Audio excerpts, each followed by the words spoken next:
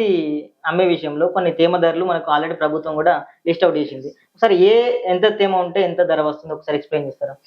భారత ప్రభుత్వం వారు ఈ సీజన్ కానీ పత్తికి రూ. 8,110 కనీస మద్దతు ధర ప్రకటించడం జరిగినది.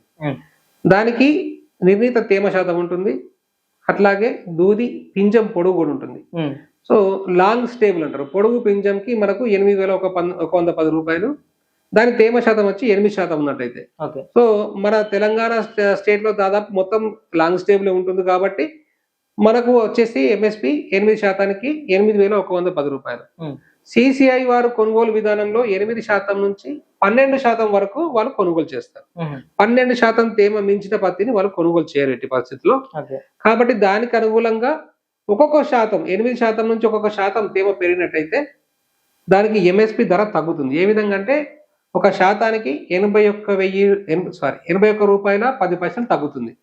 అలా చూసుకున్నట్టే మనకు 8%కి రూ. 8,110 ఉన్నట్టయితే 9%కి రూ. 8,029, 10%కి రూ. 7,948, అట్లాగే 11%కి రూ. 7,867, అట్లాగే 12%కి మనకు రూ. 7,786. ఈ విధంగా మనకు కనీస మద్దతు ధరలు నమోదవుతున్నాయి.